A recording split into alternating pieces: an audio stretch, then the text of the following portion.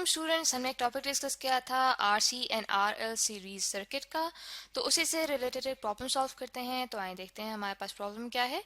A circuit consists of a capacitor of 2 microfarad and a resistance of 1000 ohm connected in series. हमें ये कहा गया है कि हमारे पास एक सर्किट है जिसमें हमारे पास एक कैपेसिटर मौजूद है। कैपेसिटर यानी कि एक ऐसी डिवाइस जो अपने अंदर चार्जेस को स्टोर करने की एबिलिटी रखती है, और उसकी जो ये एबिलिटी होती है, ये जो खसूसियत होती है, उसे कैपेसिटेंस कहा जाता है। और उसकी जो कैपेसिटेंस है उसकी हमें वैल्यू बताई गई है कि वो कितनी है, वो है 2 माइक्रोफैराड। और साथ ही इस कैपेसिटर के साथ इस सर्किट में एक रेजिस्टर मौजूद है जिसकी जो रेजिस्टेंस है वो 1000 ओम है। यानी कि ऐसी डिवाइस रेजिस्टेंस इस सर्किट में लगाई गई है जो कि करंट को फ्लो होने में रुकावट पैदा करती है। तो आगे हमें बताया गया है कि ये जो दोनों हमारे पास रेजिस्टेंस हैं और कैपेसिटर हैं, ये सीरीज में लगाए गए हैं।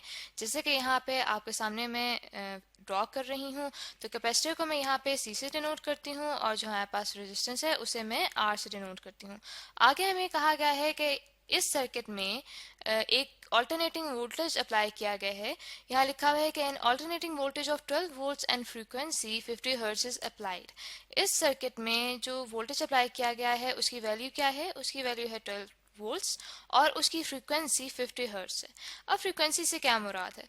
फ्रीक्वेंसी से मुराद ये होता है कि हमारे पास फॉर एग्जांपल कोई भी क्वांटिटी मौजूद है, किसी भी चीज़ का मैं ग्राफ बना रही हूँ, ठीक है। जैसे यहाँ पे आप देख सकते हैं कि मैंने ग्राफ बनाया है। तो एक्स एक्सिस पे अगर मैं टाइम ले लेती हूँ, ठीक है, जीरो से टाइम में स्टार्ट करती हूँ जो कि ओरिजिन पे मैंने लिया है, और एक टाइम टी तक वो जाके ख़त्म होता है, और टाइम यहाँ पे ले लेती हूँ मैं फॉर एग्जांपल यहाँ पे 1 सेकेंड। तो जिस चीज़ का मैंने ग्राफ यहाँ पे बनाया है उसके जितनी वेव्स इतने टाइम में पास होंगी उसे हम फ्रीक्वेंसी कहते हैं, ठीक है। तो हम ये देख सकते हैं कि इस वेव की डायरेक्शन चेंज हो रही है, यानी कि पहले वो एक डायरेक्शन में मैक्सिमम वैल्यू तक गया, ठीक है, फिर उसने अपनी डायरेक्शन चेंज की और फिर दूसरी डायरेक्शन में एक मैक्सिमम वैल्यू तक गया और फिर जीरो तक आया। यानी कि हम कह सकते हैं कि एक जगह तो फ्रीक्वेंसी हमें ये बताती है कि कोई भी जो चीज़ है उसकी जो वेव्स हैं, कितनी वेव्स एक टाइम में पास हो रही हैं, जो कि हमने 1 सेकेंड लिए, यानी कि एक सेकेंड में कितनी वेव्स पास हो रही हैं। आगे हमें कहा गया है कि हमने फाइंड क्या करना है, find the current in the circuit.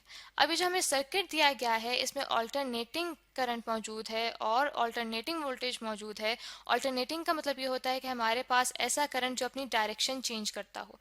जैसे कि यहाँ पे जो मैंने वेव बनाई है ये ऑल्टरनेटिंग करंट को वाजे करती है कि जैसे करंट जो है वो अपनी डायरेक्शन चेंज करता है, पहले एक डायरेक्शन में मैक्सिमम वैल्यू तक जाता है और फिर दूसरी डायरेक्शन में मैक्सिमम वैल्यू तक जाता है, जबकि इसके मुकाबले में हमारे पास जो डायरेक्ट करंट होता है वो अपनी पोलैरिटी या डायरेक्शन चेंज नहीं करता। जैसे कि यहाँ पे मैं ड्रॉ कर रही हूँ, आप देख सकते हैं कि जो करंट है वो अपनी डायरेक्शन चेंज नहीं कर रहा बल्कि एक ही सिमत में फ्लो कर रहा है, जबकि ऑल्टरनेटिंग करंट अपनी डायरेक्शन को चेंज करता है। तो हमने यही करंट जो है वो मालूम करना है सर्किट के अंदर, और उसकी रूट मीन स्क्वायर वैल्यू हमने फाइंड करनी है। यानी कि यहाँ पे मैं लिख देती हूँ कि हमने फाइंड क्या करना है, हमने फाइंड करना है आई आर एम एस, ठीक है। अभी आई आर एम एस क्या होता है, यानी कि root mean square value of current क्या होती है। अब यहाँ पे देखें जो ऑल्टरनेटिंग करंट मैंने बनाया है इसकी जो मैक्सिमम वैल्यू है उसे कहा जाता है पीक वैल्यू ऑफ करंट। इस तरह से रूट मीन स्क्वायर हमारे पास वो करंट होता है जो पीक वैल्यू ऑफ करंट को जब हम 0.7 से मल्टीप्लाई करें तो हमारे पास root mean square value of current आती है। ये वो करंट है ऑल्टरनेटिंग करंट की जो कि उतनी पावर जनरेट करेगा जितना कि एक डीसी करंट जनरेट करेगा, ठीक है। यानी कि I R M S value alternating current की वो वैल्यू होती है करंट की जो कि उतनी ही पावर जनरेट करेगा जितना कि एक डायरेक्ट करंट जनरेट करेगा। तो उसके लिए हमें root mean square value of voltage भी बता दी गई है जो कि 12 वोल्ट्स है। तो स्टूडेंट्स इस तरह करते हैं, अब डाटा लिखते हैं कि हमारे पास क्या क्या क्वांटिटीज़ मौजूद हैं इस प्रॉब्लम में। सबसे पहले तो हमें ये बताया गया है कि जो हमारे पास कैपेसिटर है उसकी कैपेसिटेंस कितनी है, 2 माइक्रोफैरड, ठीक है। तो ये बन जाएगा 2 इंटू 10⁻⁻⁶ फैरड।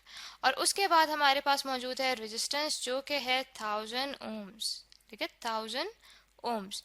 और फिर हमें बताया गया है कि जो हमारे पास रूट मीन स्क्वायर वैल्यू है पोटेंशियल की वो हमारे पास है 12 वोल्ट्स। और उसके बाद हमें बताया गया है कि जो हमारे पास फ्रीक्वेंसी है वोल्टेज की वो हमारे पास है 50 हर्ट्स। और हमने फाइंड आउट क्या करना है, हमने फाइंड आउट करना है root mean square value of current. तो यहाँ पे हम लिख लेते हैं। तो स्टूडेंट्स अब इस तरह करते हैं कि अब सॉल्यूशन स्टार्ट करते हैं प्रॉब्लम का, कि हम करंट को कैसे फाइंड आउट करेंगे। अब ओम्स लॉ के थ्रू हम जानते हैं कि जो हमारे पास करंट होता है वो इक्वल होता है पोटेंशियल डिवाइडेड बाय रेजिस्टेंस के, यानी कि ये जो हमारे पास सर्किट मौजूद है इसमें हमारे पास root mean square value of current equal हो जाएगी VRMS, ठीक है, VRMS डिवाइडेड बाय इम्पीडेंस के। तो इसे हम कह देते हैं कि हमारे पास इक्वेशन नंबर 1 है। तो देखें यहाँ पे हमें root mean square value of potential तो पता है, लेकिन हमें इम्पीडेंस की वैल्यू नहीं पता। तो इम्पीडेंस की वैल्यू हम कैसे निकालेंगे? इम्पीडेंस की वैल्यू हम निकालेंगे जैसे कि हमारे पास एक फॉर्मूला मौजूद है कि हमारे पास इस सर्किट में कैपेसिटर मौजूद है और रेजिस्टेंस मौजूद है। तो हमारे पास इम्पीडेंस बन जाएगी equals to square root of resistance का स्क्वायर, ठीक है, रेजिस्टेंस का square plus reactance due to capacitor का स्क्वायर, ठीक है। तो अब देखें, अब इस इक्वेशन के अंदर भी हमें दो चीजें यहाँ पे लिखनी है, जो कि रेजिस्टेंस है और हमारे पास रिएक्टेंस है कैपेसिटेंस की वजह से। रेजिस्टेंस जो है वो हमें पता है जो कि 1000 ओम्स है, लेकिन हमें यहाँ पे रिएक्टेंस तो नहीं पता। दैट मीन्स कि हमें यहाँ पे रिएक्टेंस भी फाइंड करनी पड़नी है। तो इसलिए हम इस इक्वेशन को इक्वेशन नंबर 2 कह देते हैं।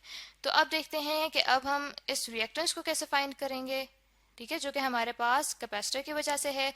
उसके लिए हमारे पास फॉर्मूला होता है XC equals to 1 divided by 2 pi FC, ठीक है। अब यहाँ पे हम देख सकते हैं कि देखें हमें फ्रीक्वेंसी की वैल्यू भी पता है और हमें कैपेसिटेंस की वैल्यू भी पता है।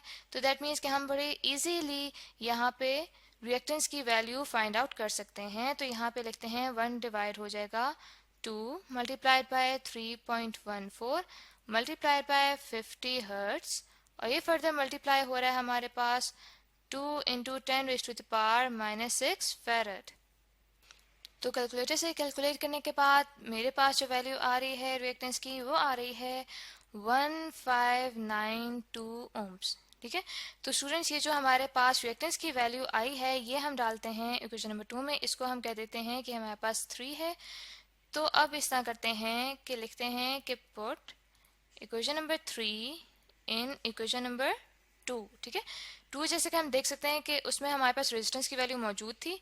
तो अब यहाँ पे हम लिखते हैं कि हमारे पास जो इम्पीडेंस है वो इक्वल आ जाएगी रेजिस्टेंस के स्क्वायर के, ठीक है, प्लस XC के स्क्वायर के, जिसमें हमारे पास जो रेजिस्टेंस है वो क्या थी, वो हमारे पास 3000 ओम्स, ठीक है, 1000 ओम्स का स्क्वायर हो जाएगा। प्लस अब हमारे पास जो इम्पीडेंस आई है, सॉरी रिएक्टेंस आई है, वो आई है हमारे पास 1592 ओम्स और इसके स्क्वायर के, ठीक है।